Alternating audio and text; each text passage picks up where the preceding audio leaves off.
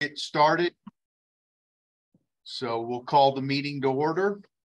I'll turn it over to John to do a roll call and establish quorum. Well, I do believe there is a quorum present with the members in the room and online, so we can declare that to be the case. Also, let me mention that all the board members were notified in a timely fashion of the meeting, and owners were also informed of this meeting through an email and through the posting of the agenda in the lobby.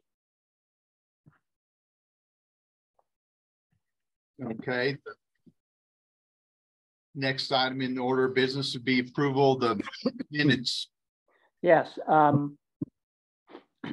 think all the board members were provided with a copy of the minutes of the September 9th meeting. I would say probably at least a week ago, and they have had an opportunity to review those.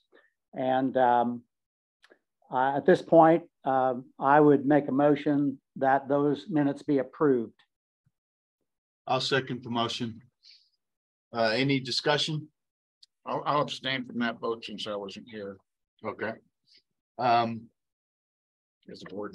Having no discussion, we'll take a vote. All in favor? Aye. Aye. Aye. I have Stacy's proxy right now. I'll vote affirmative for her. So And I think I heard Mark say he wasn't going to vote because he wasn't at the meeting.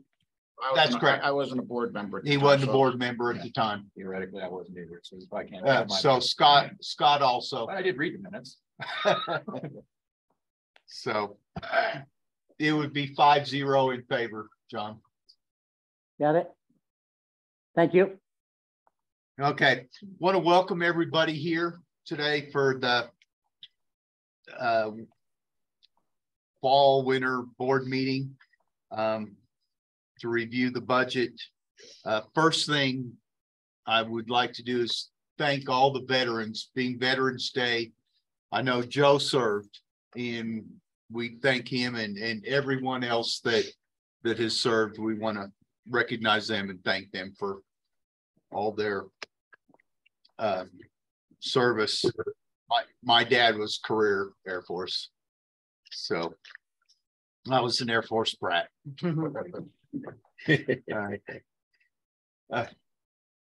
Yeah, little interesting side thing. Joe and I and Liz Three all lived in Hawaii at the same time.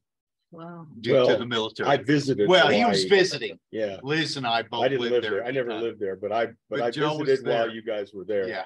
Joe was there while we were there. Yeah. So anyway, the meeting today, the budget, as we go through it, the tough economic conditions we're facing in the country right now, made some tough decisions. It was a long meeting yesterday. We had to make some tough decisions, and you know, it didn't turn out like we'd like it, but we feel like we've done the best that we can, you know, with what we have, and we'll present that and go through it all and approve it when we get to the end. So anyway, we'll move on. As far as reports, we had no architectural review requests. We didn't have any issues to discuss concerning rules and regulations. Elisa's been pretty much tied up with the budget, so there isn't a property report. And Paige just had a couple of comments or for business report, a couple of comments for property report. We're finishing up PMs right now, and our property's been winterized, so we're ready for winter. So it's kind of where we're at with the property. And we do have Greg and Bobby in the room. I'd like to recognize them. They've been doing a good job, and they're coming across a lot of things and making a lot of very positive improvements for us here on property. So thank you guys. Thank you. Thank you. So with that, we will jump into the budget. If anybody's got any, if anybody's got anything else to say, I'm doing some calculations here. I'm making you the co-host. All right. Yeah, I got to share screen. Yeah, share screen anyway. Rick, Yes, sir. I'm having a little trouble hearing. I don't know if the microphone is placed where it's placed, but I don't know what's going on. No, Well, let's put it. Let's put it. it should be fine right there. I think that's where it was. Here's one right here. Okay, well, just if the board members could and anybody else presenting could speak up, I'd really appreciate it. It's probably me more than you, but anyway. Okay.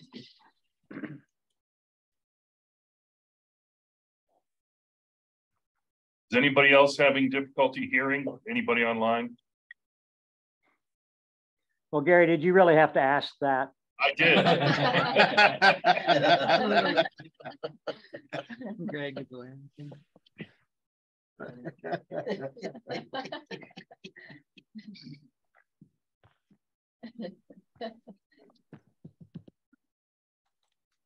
It's okay, John. We're all getting old. You're here. Everybody else in here sees me limping around with my knees.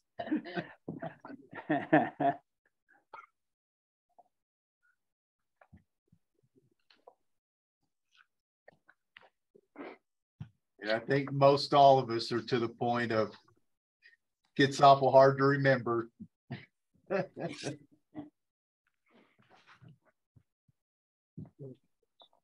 By the way, while Joe's doing that, I'm just getting the share up, yeah. getting the thing up on the we'll we have B and Brian here in the room, and then we have Dan and Kim Stone and Andy Loudermilk online.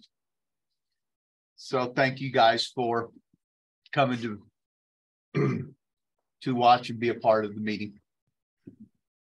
Okay, I guess I'm ready. Okay. All right. So for those of you that are with us today and weren't listening in yesterday, we, over the course of about, what was it, 5.5 hours? Yeah. Five and a half. Yeah. Over the course of about 5.5 hours, we went through this budget line by line, hacked and slashed, added, deleted more than added. And we have it where we think it's good, and we can move forward with it. I did go through this last night, just sanity checking everything, and I sent a fresh copy to all the board members and Paige and Elisa. So there'll be any changes I made are highlighted in yellow here. So one glitch that I had yesterday at the end of the meeting was on this line 11, beginning balance capital. And again, that was, this is Elisa goes through a exercise every year at this time and determines what deficit or surplus we are likely to have as of December 31st, that we can either, if it's a surplus, we can apply it to next year's budget or deposit it to reserves or otherwise figure out what to do with it. Our general our general disposition of those kinds of funds is to put them right into reserves, which is kind of recommended by Kiowa. This year we don't have any surplus in the operating, and we usually do, but we don't this year. And I got to thinking about that, and one of the things that impacts this budget and this whole thing this year is that last year at this time, I don't know what inflation was at a year ago, but it was probably nowhere near 8.5%. And we had no way of knowing what the surge in inflation was going to be through the last year and how that might have affected our cash flows, our spending, our receipts and our spending. So I was looking at that and I said, oh, you know, it was kind of surprising that we had no surplus in operating. And I think that could be a pretty damn good reason for it. Last year was 2021 was 2% inflation. So Yeah. At that time, it was 2%. last Okay. year. This year we lived through what, 10%? Yeah, and even the over 8% is year over year, so Yeah. we're higher now, so Yeah. we're currently somewhere around 12%. And the biggest reason we have the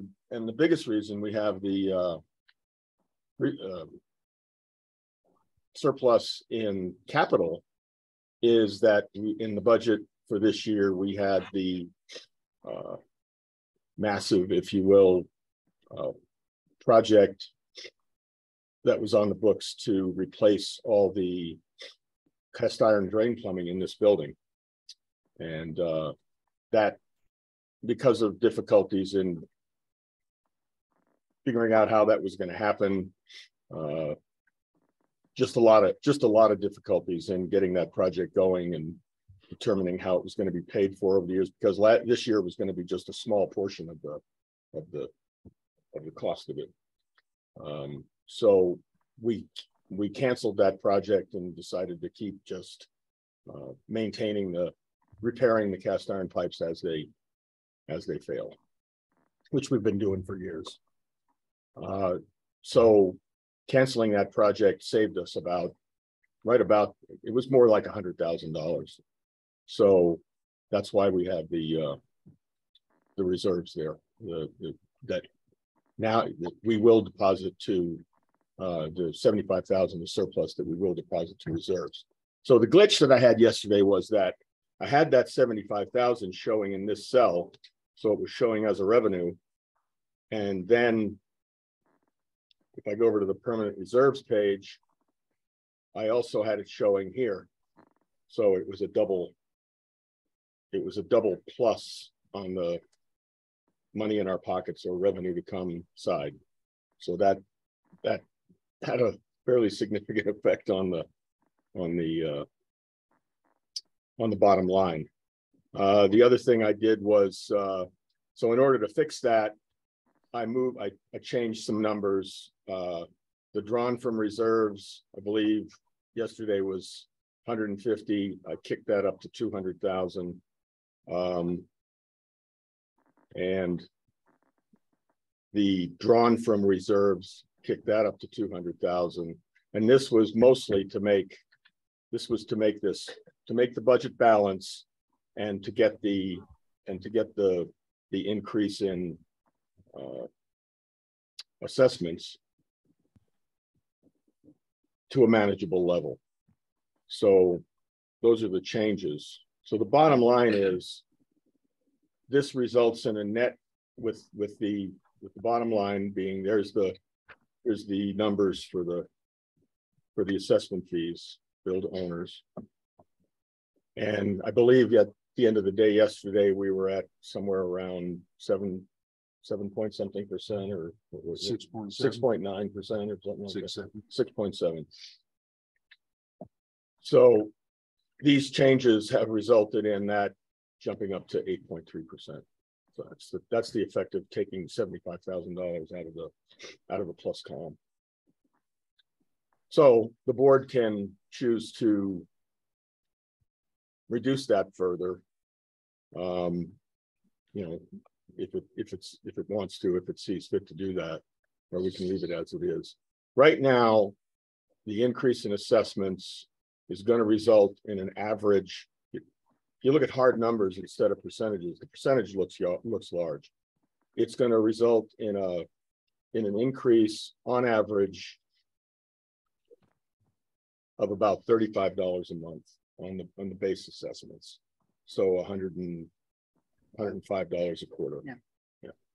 So the hard number doesn't sound quite as bad as the percentage.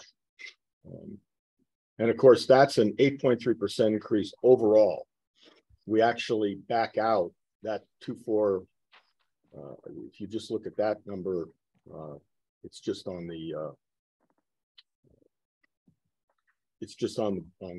base assessments, but that's not the number that everybody gets actually assessed, because you're adding TV, satellite TV and internet and telephone service on top of that.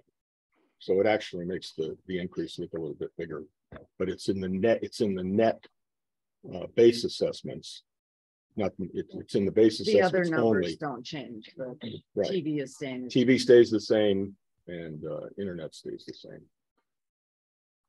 So that's where we are. Let me see if there's any other yellow highlights that I had here that I got.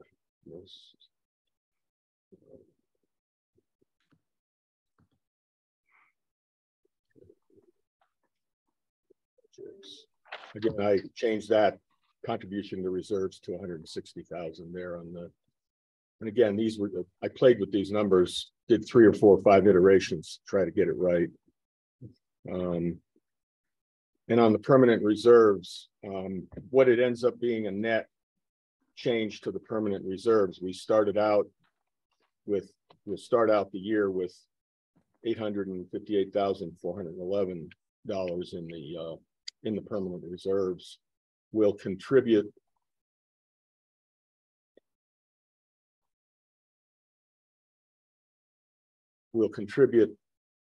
$288,000 to reserves in those, with our interest, our contributions from the capital, and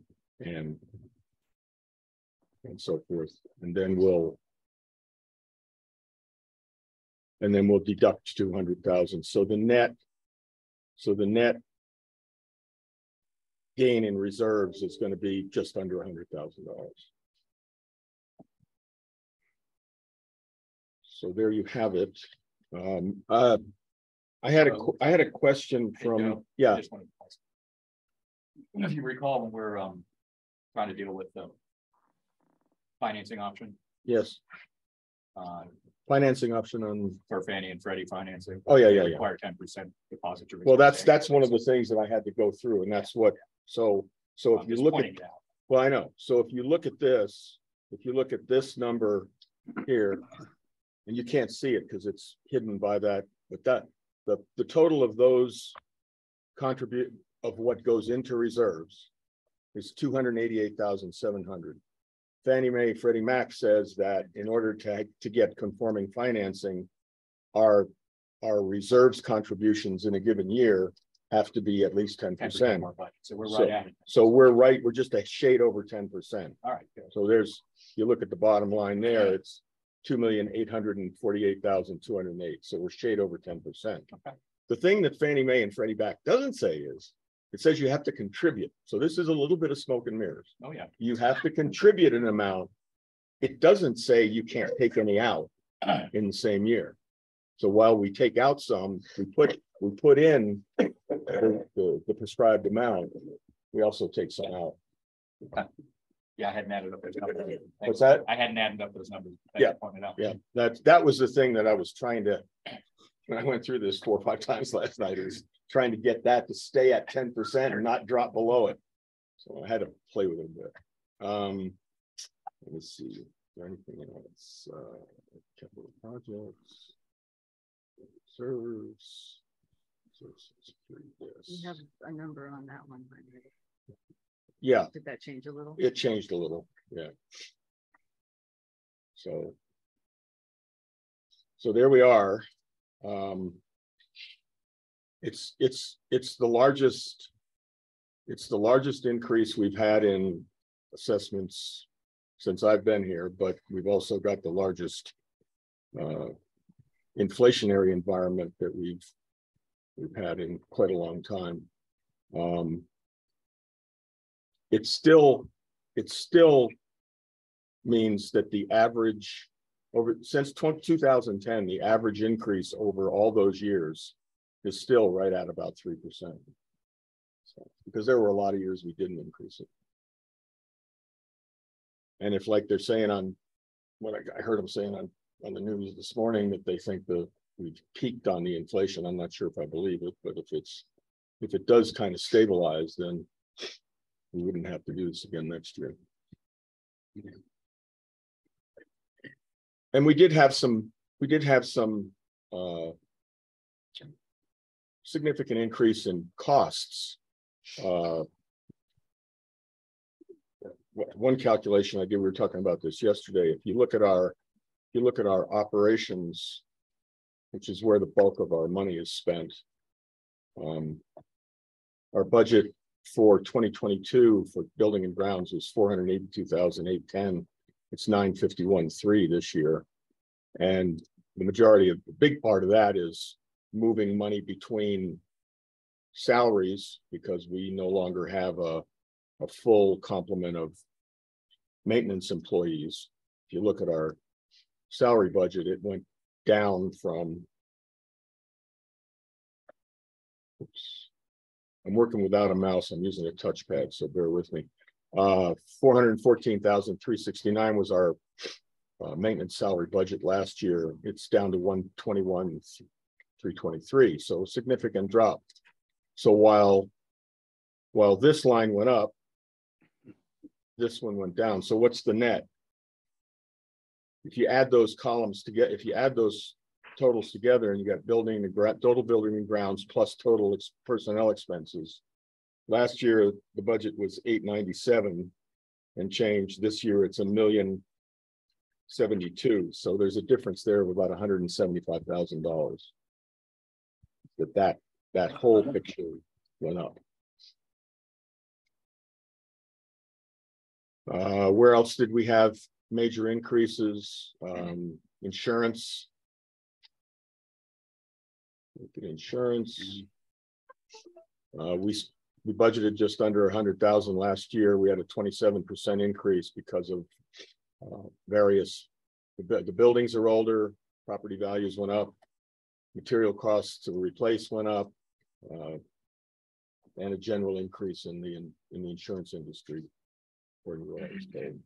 And for the people online, you probably heard at the owners meeting, you know, we did shop around and check, and even with the 27% increase, that's far below what we could find anywhere else if people would even talk to us about giving us insurance. So it's just something that it's another thing, the state of the country now.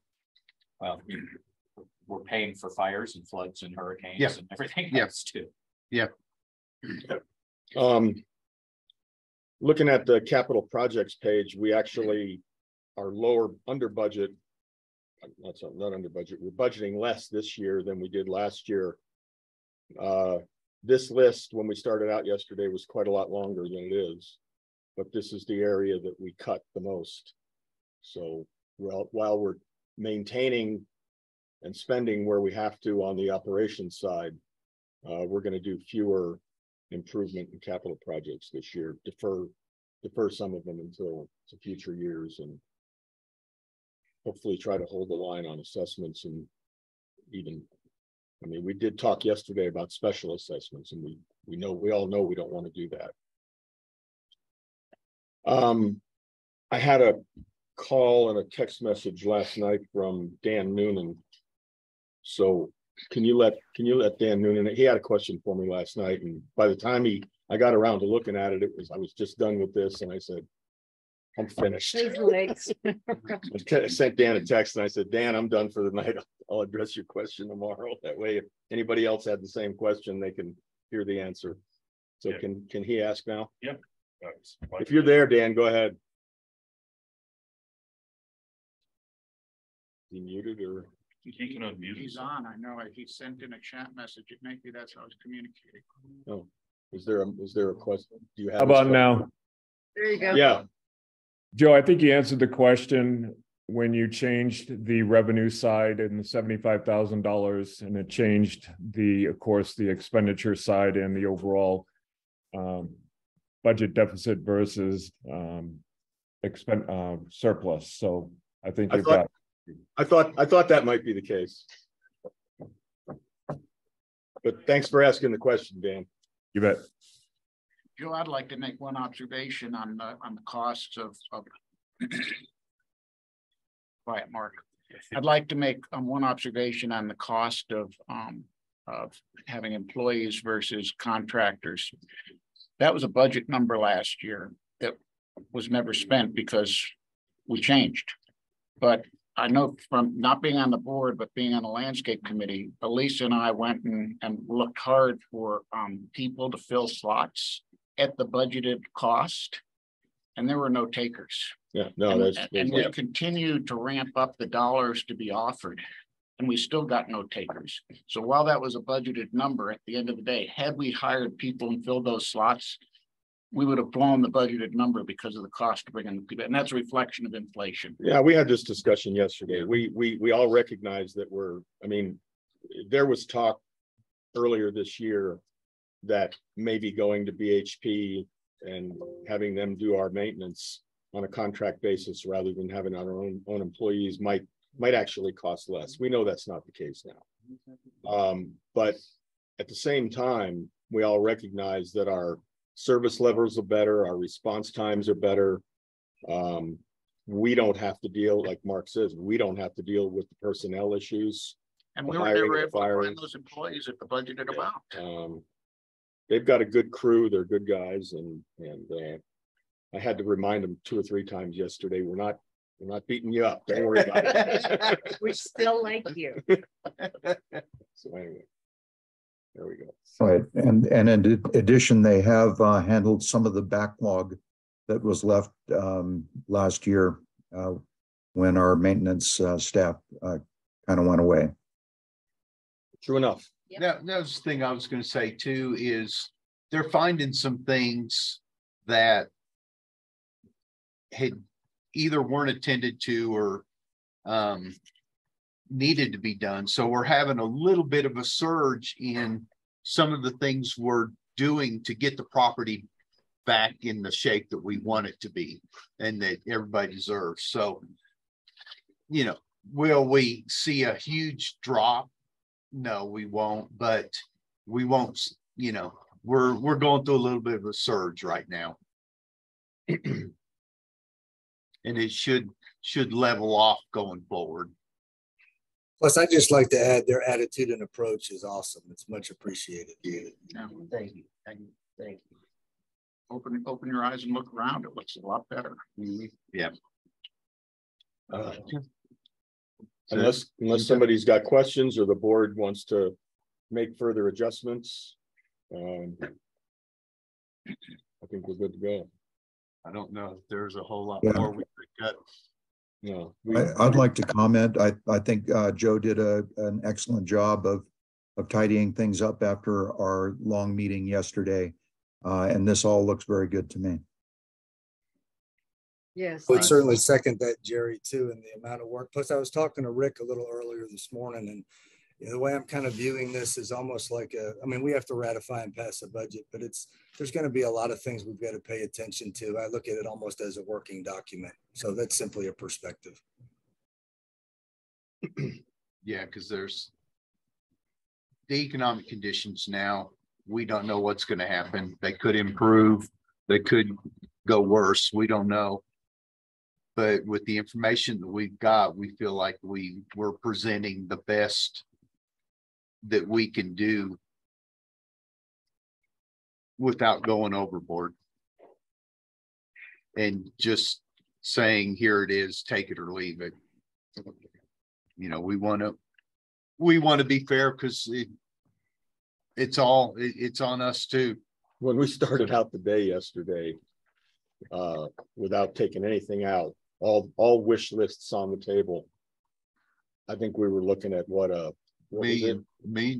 Yeah, we were looking at what was the first percentage? I think it was higher than that. More than 12%, Joe. More than 12% increase, and with some of the capital projects on the list, we were going to have to either borrow money or do a special assessment. Plus, in addition to that, so that's how far we cut it back. Okay, with that, I make a motion that Rick? yes.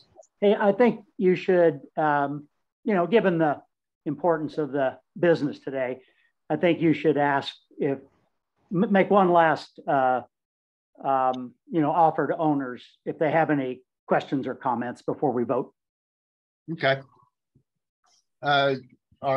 anyone have any questions about the budget? From what you've seen? I mean, as we go along, you're always welcome to ask us about anything, anytime. You know, we would never discourage anybody from asking any questions. Yes, Gary. Simply because of the expectation that has been building, you might want to let people know that the roof on the lodge is not going to get done next year. I think you just did. Yeah, we did. Just did. Yeah. Yeah, I think you just did. But it should. That was from the board president. That was a major point of discussion. Yesterday, we probably spent a good hour and a half on the roof alone. We just didn't feel like we had enough information, hadn't put enough effort into it to determine exactly how we want to proceed going forward. Well, we also want to explore. We have one bid. We only had one bid, and we only got that bid within the last 2 weeks. Yeah. And we haven't had any opportunity yet to explore how to pay for it. And frankly, the project is about $800,000 project. And trying to figure out how to pay for it and then get this budget done at the same time just wasn't going to happen. So we can do our due diligence and have some time to do some research and work and maybe come up with a good plan for it sometime next year. And that's probably up at least 50% higher than what we had originally estimated. Right. A roof would cost us. Well, when we did, I mentioned this yesterday, when we did the exterior remodel on this building, which was in 15, 16, we had a bid to re-roof the project at that, re-roof the building at that time. It was $250,000. Yeah. So that's how much costs have gone up. That's how much things have gone up. Dan, did you have a question? I just wanted to make a quick comment, if I may. Yesterday, there was talk, and again this morning, in reference to the percent of increase, and that maybe no one should even really, I don't want to say have a concern about it. But, you know, myself included, there's a lot of people that are on fixed incomes that their income doesn't change from year to year. And we all know, and you all have spoken about it, how inflation, going to the grocery store, especially inflation in Durango with cost of gas and food, et cetera, is biting into everyone's budget, ours as well. And I appreciate that. But Joe speaks to, and I think rightfully so, that this is the largest increase ever. And I don't think we should minimize what it's going to do to some of the owners and how it's going to increase their pain and their challenges. So I just wanted to share that with you. I'll make a comment on that, Dan, as a response. If any of you are on Social Security, you know that Social Security will also receive its highest increase in a good long time. I think it's 8%. 8.3. It's right at inflation. So that'll, you know, and most of the people you're talking about that are on fixed income, that fixed income either is or includes Social Security. So I think there's some balancing there that's going to go on. Well, again, that's if they do. I don't. My fire department is my main retirement, and I have gained 2% since 2016, this year included. So again, I'm not. Everybody's situation is different. I'm just trying to simply state that raising at 8.3% is a large number, and we should not take that lightly, especially to the people who are going to be challenged by it, along with everything else. This individually, just by itself, I understand what you're saying, but everyone has other expenditures that they're being asked to spend day in and day out. And it's a point well taken. Yep. I'm in the same situation you are. Mine comes from UPS. I get no cost of living adjustments ever. Mine's fixed till I die. So it's a bigger hit on me than it is for some other people. But, you know, so yeah, we understand what you're saying. And we did, we discussed a lot of that that did come into the stuff. conversation yesterday, Dan. Yeah. We never take increases lightly. I mean, No. It was hard to do. Oh. It was- The other Always. thing I think I'd like to reiterate from what Joe said yesterday is that there is, we have a lot of what are fixed costs to operate and maintain the property. And there's not much discretion, very little at all, where we have our main discretion is in capital projects. And so when we have, you know, costs to operate the facility, those we can't really get out of paying those. Those have to be done, and those costs have gone up. So that's a major part of it. What the board did yesterday in working through the budget was to reduce the increase in assessments primarily by whittling down the discretionary part of the budget, which is in capital expenses. And I think we were actually fairly successful at that. And I think we achieved a fairly good compromise through the work yesterday. Rick, I'd like to make a comment, if I might, in response to Dan's concern, which I think we all share. And I would like Dan and other owners to know that nobody on the board is looking at this increase as if everything's just fine.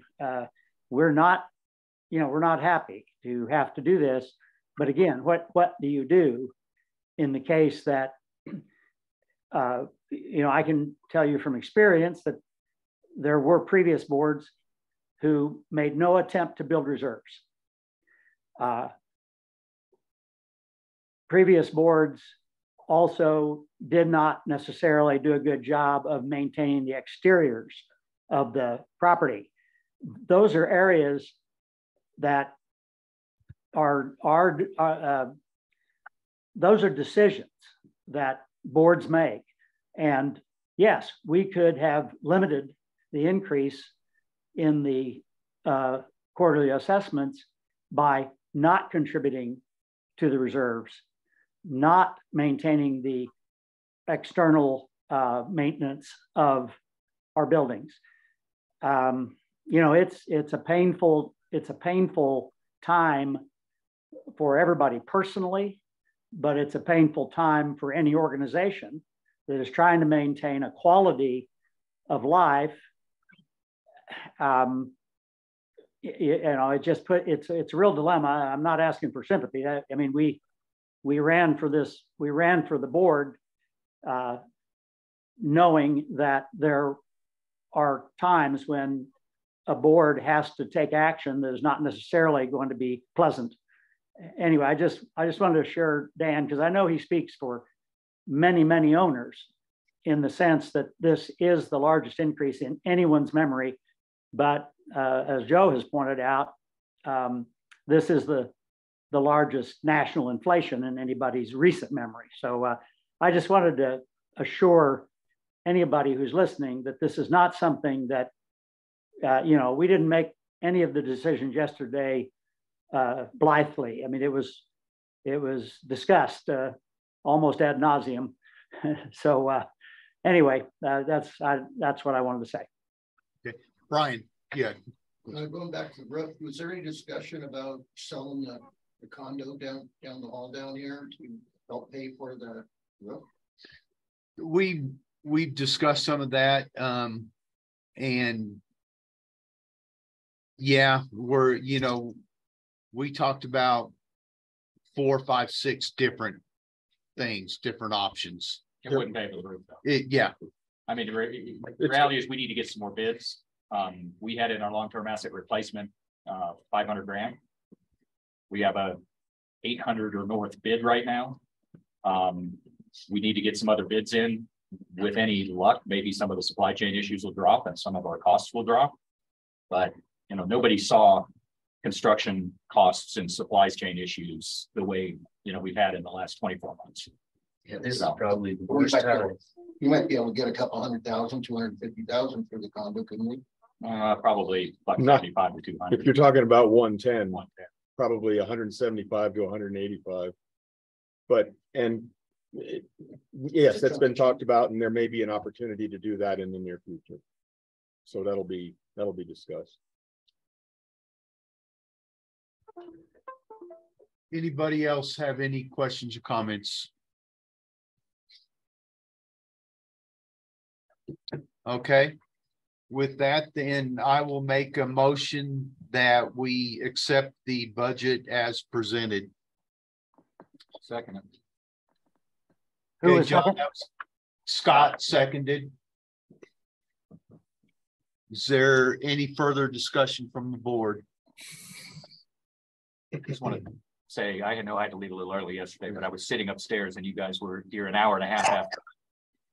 And I thought we had a long meeting beforehand, so thanks for sticking it out. Yeah. It was not a fun exercise yesterday, and I've done a lot of these. Just 1 second, Brent. Any other questions, comments from any of the owners present? Okay, with that, then hearing none, we'll go ahead and vote. All in favor of accepting the budget as presented, say aye. Aye. And I'll vote affirmative for Stacy also.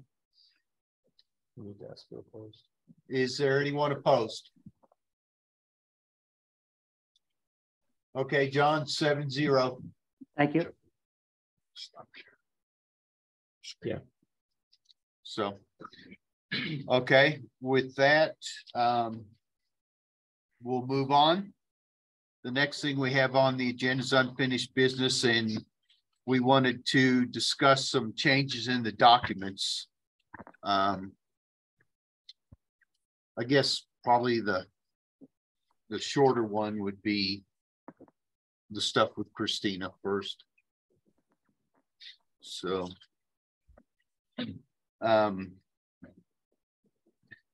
we've had some changes in the Colorado law, and we've gotten some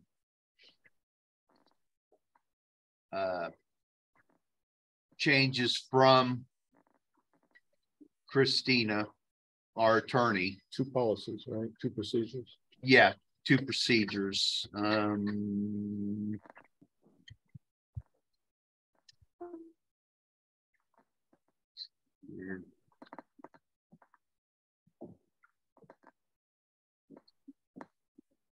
One is regarding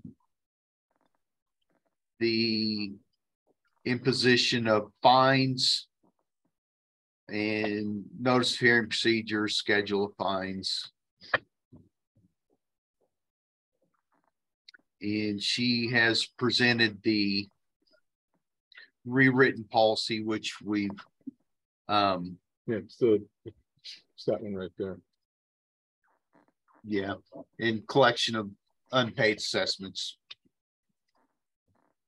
So I've sent that out to all the board. Does anybody have any questions regarding those changes? It's pretty straightforward. We have no choice in it. It's a change of Kyle. Governor Polis's new executive orders. So, no, these weren't executive orders. These were legislative changes. oh, okay. Yeah. I knew he had done some executive orders regarding it too. So, Yeah. These are changes to the CCIOA Act. okay. And if anybody's unfamiliar with it, basically puts it sets down more firm, clearly defined rules on what an HOA can do when someone becomes delinquent in their assessments. It establishes a maximum interest rate that can be charged on delinquent assessments. It requires that the HOA offer a payment plan to the owner before any legal action is taken. It requires that the that the board vote in executive session before a foreclosure action can be taken.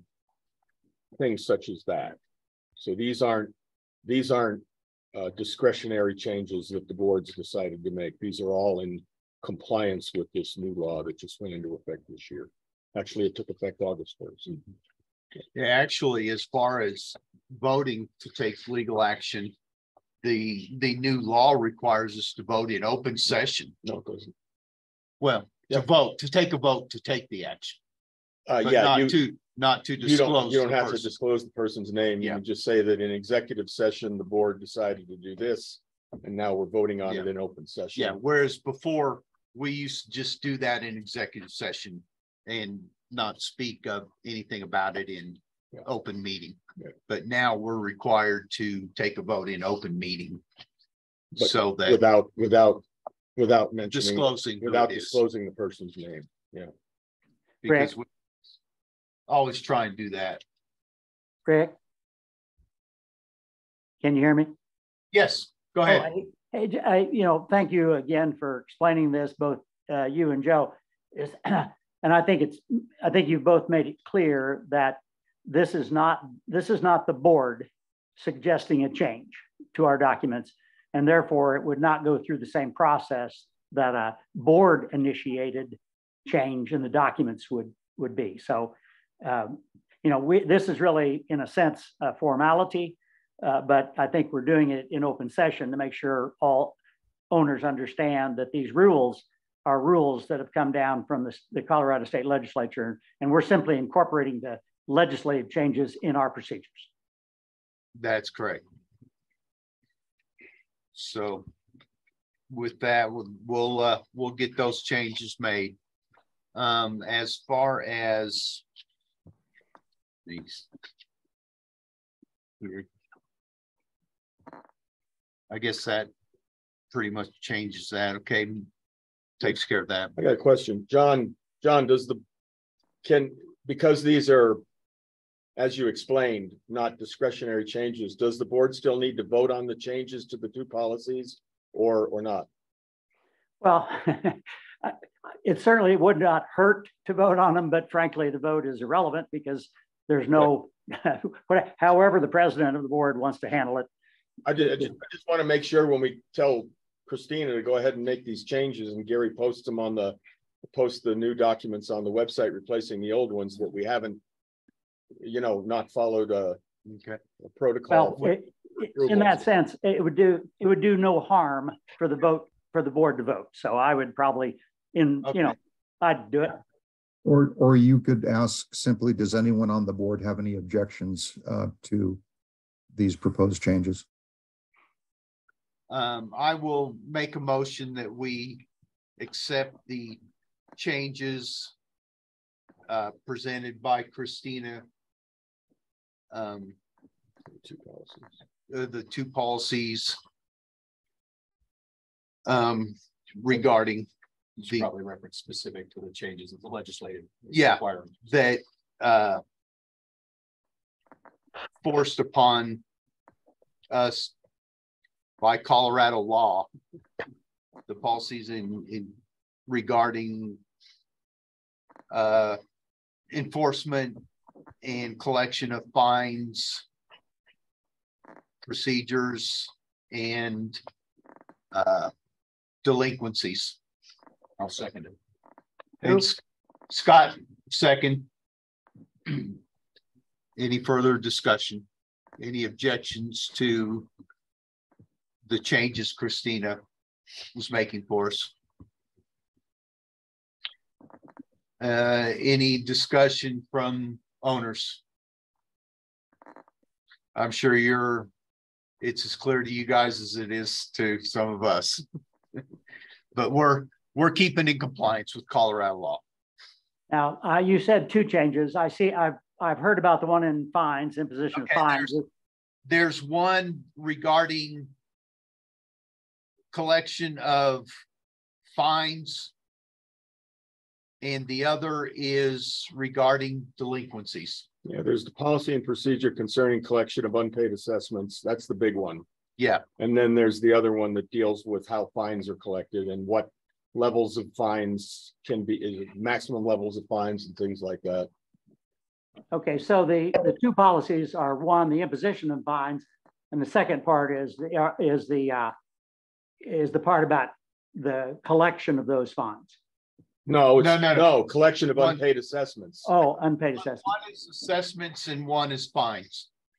Okay, and do you feel like I missed that, I'm sorry. So you've explained that the imposition of fines is one thing that's changed, and the way we can collect unpaid assessments is the second. That's correct. Well, they're both of those things are covered in the new law. Okay. Very well, thank you. Okay, with that, we'll take a vote. All in favor of accepting these changes? Aye. Aye. Aye. Aye for Stacy. Anyone opposed? Okay, 7-0, it passes.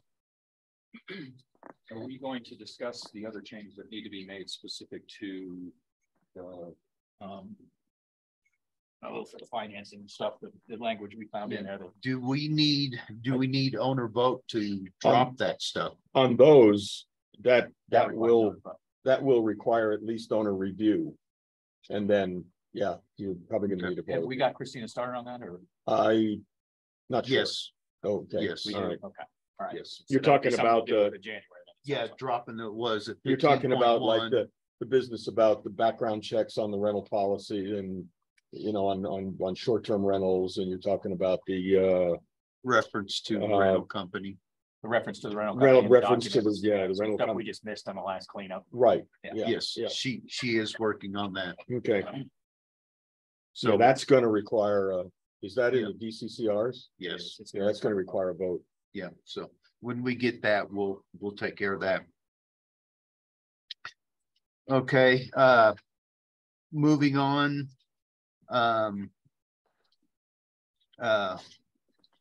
New business.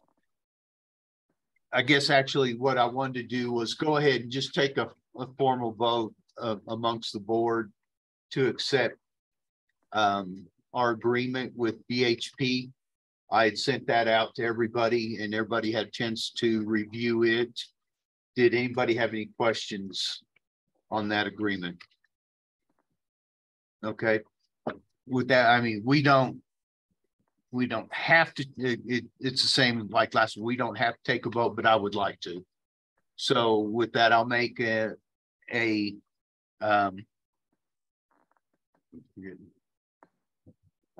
Motion to approve. a motion to the approve BHP contract. the agreement with BHP as I'll our, second that. okay. Any just Who further, was the second again? that was I think it great. was Greg. Okay, all in favor, say aye. Aye. Aye. Aye. Aye for Stacy. Anyone opposed? Okay, Dan was How, asking, did you say, what was the vote? 7-0. Okay, Dan was asking whether we were gonna post that contract out on the Cameron webpage. We can, yeah, Mm, Have we ever? we can post it. Do we post contract? No, we don't post. We don't contract. post contract. We don't post, okay, we don't post contracts. yeah. However, any owner, Is And- it more than welcome to come in and view?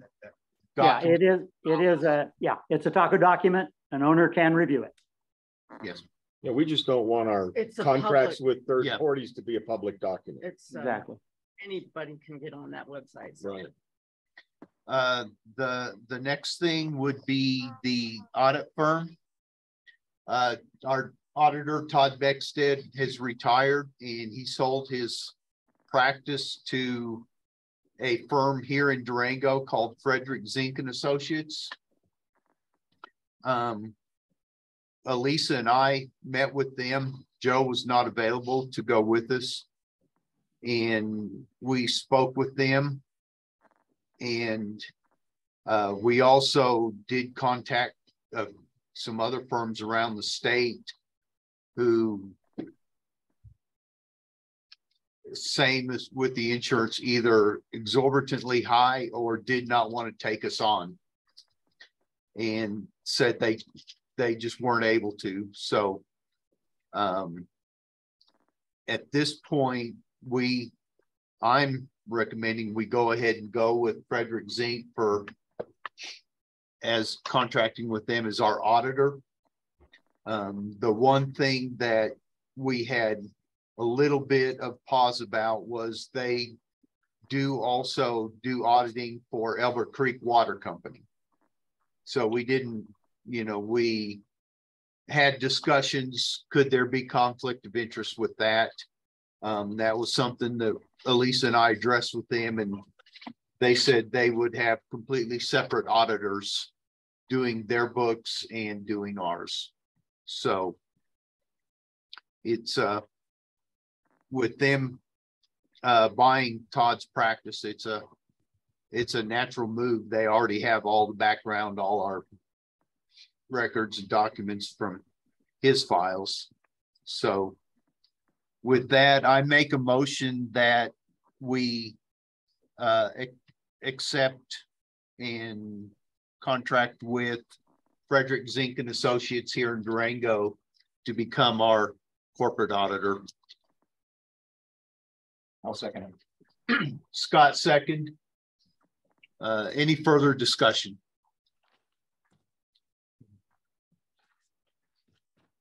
Any questions from any of the owners? Rick, when we actually do put together a contract, that contract will be voted on and approved by the board, correct? We actually have it now. Well, we have an engagement letter, but Yeah. it did include the tax return. So I'm gonna ask him to resend an adjusted engagement letter. Okay. That. Yeah. Yes. Around. Yes, we can do that. Yeah, I just want to make sure that we're clear whether we are right now voting on something that a formal contract type document, or whether this is just approval to negotiate such a contract. But when it is available for the board to review, then we should probably vote on accepting it at that point. Yeah, we wouldn't, I don't think we would have a contract per se. It would be more like an engagement agreement. Yeah. Yeah. But yeah. Okay. We talked about it yesterday. Yeah. We Did know. they submit did they submit a draft engagement agreement? Yes, they put the 8,700, but then they also quoted for a tax return and doing that. So we need to, that needs to be deleted. And he said he was happy to do that if that's what we chose. Yeah, we are retaining Tommy Meadows as our Tax preparer. So no change there. So, So are we including in the motion the amount, or at least that amount, the amount for the audit has not been finalized? No, it was in the budget. Yes. It's in the budget. yes, So it's in the budget. Okay, and a specific number. Yes. And what was that number? 8,700. 87. Okay, thank you. And once we get the final engagement letter, we'll distribute that amongst the board. And similar to the other contract, it would be available for anyone to view in the office. Okay, with that, we'll vote. All in favor, say aye. Aye. Aye for Stacy. Anyone opposed? Okay, 7-0 on that, John. Yes, thank you. Okay, and then I believe the last thing is we've had a request to make some revisions to the contractor policy. And the first of those being any loft being added during a remodel needs to be required to meet codes, building codes for living space.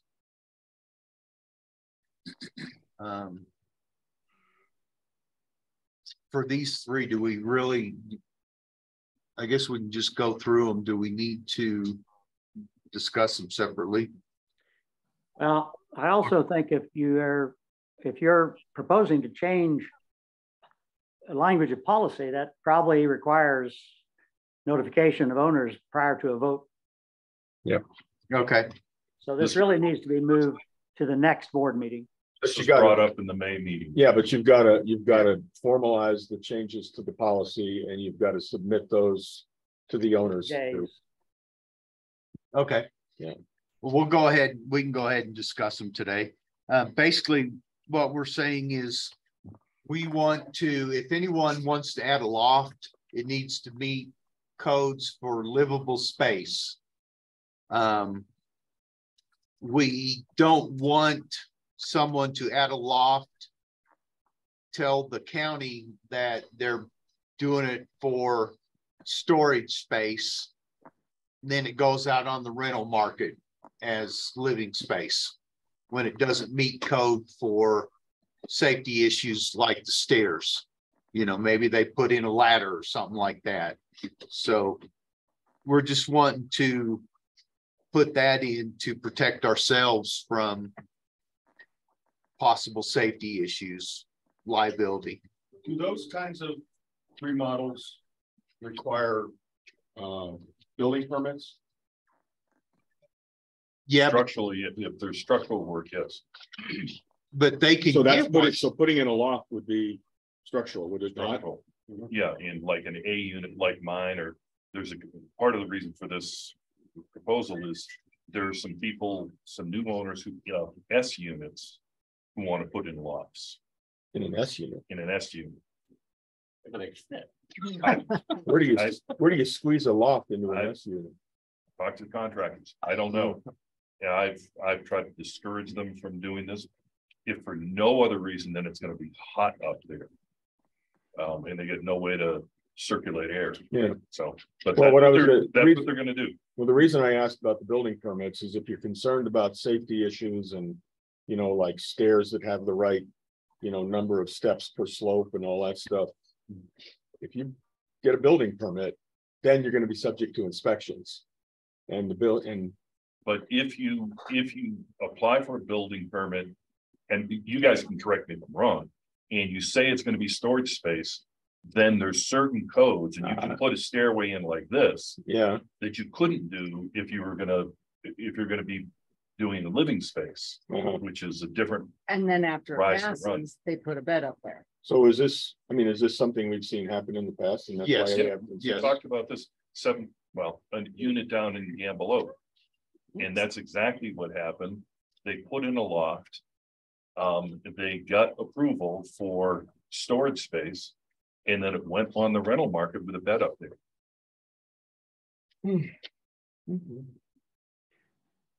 And would there be different requirements if you say you're going to build a storage space, that would require you to meet certain standards? And if you say you're going to create a sleeping space, those would be other standards? Yes. Okay, so what we're really talking about here is activities, or in this case, at least one activity by an owner that seems to be deceptive. Yes, and we want to prevent it from happening again. This isn't the first time. This has happened. Okay, and our concern is that by saying it's one thing but treating it as another, that how does that jeopardize the association? Because if somebody, for instance, if the stairs are steep stairs, somebody trips and falls. Is Tamarron liable? Probably not. But is Tamarron going to get dragged into a lawsuit? Probably yes. People will sue anybody, and this is just a way to have another layer of insulation where we are not liable. And we can say, look, our requirements are this. Somebody went ahead and did something else on their own. That's their problem. Well, I would say that, you know, we could, in fact, I think, face some liability because they could claim that it is the association's responsibility to ensure that that the members of the association comply with all laws. And if we haven't done that, then I can see that we could open ourselves up to some liability. I agree. Yeah. And certainly this is probably something that should be reviewed with our legal counsel. Yeah. Yeah, there shouldn't be a debate on this, really. I mean, they need to follow building codes. They need to make sure that they're getting permission, they're filing permits. I mean, we have people that cheat, period. And we're just trying to rein that in. Yeah. Okay. So then the second one is we want to formalize that contractors and owners that are doing work themselves are prohibited from tampering with the fire suppression system. I guess we had another instance where someone disconnected it and caused some problems for the entire building. We've had someone tuck it inside the wall, just stuff like that. But no, that's different. Different. Okay. Somebody tampered with the fire suppression system. This was last year underneath the building. They disabled it. It was disabled for several days before we found out about it. And I think it says in there that there should be an immediate $1,000 fine, and that contractor should be suspended from working on Tameron property again.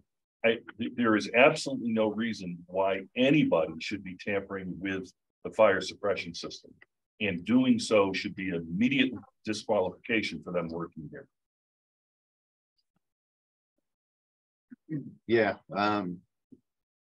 I personally have no problem with restricting contractors that would want to mess with that. Any other comments on that one? Okay, and then the third one was contractors or owners being prohibited from tampering with, disconnecting, disabling, modifying part of the telecom information system. That any of this work should be done by designated personnel, and that it must be functioning properly and not hidden upon completion. And by that we mean if you have to have a functioning phone line with a jack so that the phones operate. You have to have a functioning coaxial cable so that you can plug your television into that, and it all has to be accessible. And what has happened is in several cases, contractors have said, or owners have said, we don't need a phone line, we got our cell phones. And they sheetrock right over the phone jack. Same thing with coaxial cable. People stream television. No, that might be fun for a particular owner, but then if you go and sell that unit and the next guy wants a phone jack, well, there's no phone jack there. So all of that stuff, that is all Tameron's telecom infrastructure. They shouldn't be messing with it. There's also the iWorks. The iWorks include, yes. And a lot of this coax daisy chain. So if somebody disconnects their unit, it's going to disconnect somebody else. Right. So, and that has happened. So, okay, and then the last thing that I have, which again would be notification, we'll talk about it in an open meeting, and then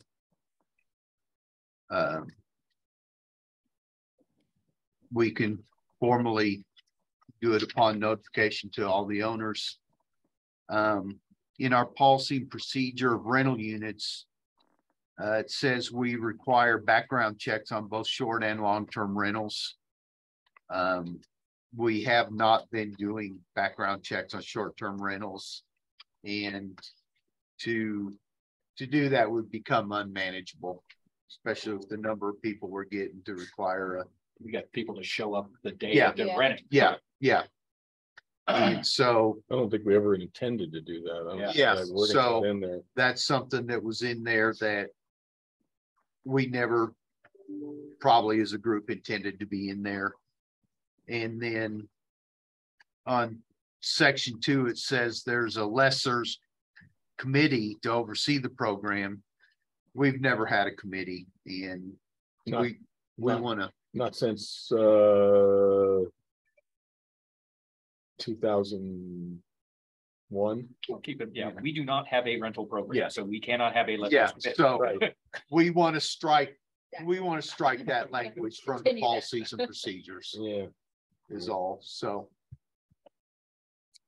We will properly notice all this information to the owners. And we will take votes on that at a subsequent meeting. And with that, I have nothing further. Is anyone on the board? Let me make one comment or maybe one new business item. Certainly. So one of the things that was brought to me by a homeowner that I realized it was one of those topics, I know what I don't know, is electric vehicles in our future.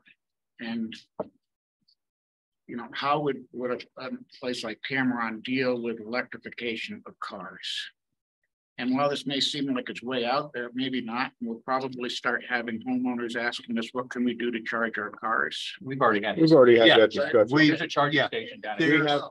We have it, there's 2 spots out in the, What happens when Lodge. 50% of all the cars are electric? well, that's, I Deal mean, with that. Talk about it then. Yeah. you talk about it then. Well, here's my- We've already done all the research. We know what we need to install if we had to go there. Yeah. Glacier ended Okay. up getting one put in. I'm not saying one, I'm saying what would happen if again, it's what I don't know personally. I don't, And yeah, I don't know why we even want to think that far ahead. I mean, It's well, yeah. my only suggestion is it's something that's gonna be in our future. It would be good, I think, maybe, Greg, you're tech guy or something. Just do we have the services here to manage that kind of Yeah, we know exactly what we would need to install. We looked into Yeah. what we'd have to dig up in the parking lot to stick Okay. a charging station in. It's already We been went to the done. state. Yeah. it's already been done. We Oh, we had did it. The wiring, we the had- wiring, the infrastructure's we already have there. 2 spots Yeah. in our parking All we have lot to do is put that the are charging stations there. ready to go. It just needs the charging station Well, installed. my concern is it's not 2, it could be. GM saying by 2035, they'll be all electric cars. Well, That's California. That's not everybody. yeah, but as the I need call BS on that, by the arises, Huh? You call BS on that? Yeah. I do too. but when we get to the point where we need something, we have 2 spots available, just need the charging station hooked up. All the infrastructure for it is in the ground, existing in our parking lot right now. We had the grant from the state to put them in, and then Glacier said they were going to do it. And we went ahead and backed off Okay. because we said we wanted to see how much that gets used before we do it, because it is a public, with the grant, it becomes a public charging station. And so, to my knowledge, there's 2 stations there in the parking lot in the Valley Clubhouse. So what I just don't want to. Rarely get used. What we can't see is people running extension cords from their homes to. Yeah. to charge cars. Yeah, And yeah. If you get enough people with And- electric and cars, it's gonna If, happen. should we get to that point, then, that's something we'll have to do. If we go that way as a society, then you know, we'll have to have charging stations in the parking lots. Well, I wasn't suggesting that we do anything. I was just suggesting for myself personally, I know what I don't know, and it's something Yeah. that. We have. Mr. Q2 who drives a Tesla, so he made sure we addressed it a couple years ago. Well, and I guess my only concern is what happens when 40% of our cars are Teslas. If and when that happens, it's gonna be the infrastructure problem will be far beyond Cameron. Yeah, yeah, right. I just can't imagine it. I can't either, but.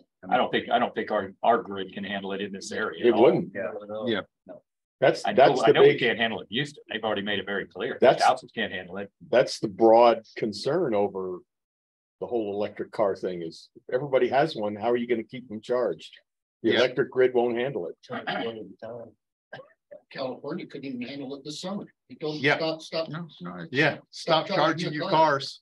Well, that I just wanted to bring it up. Yeah, no, it is something that, yeah, we had spent quite a bit of time on before, and like I say, we have 2 slots out in the parking lot now where the infrastructure's in place. All we'd have to do is stick the charging unit in and hook it up, and we're good to go with 2 spots. So. Any of the owners present, do you guys have anything you'd like to discuss?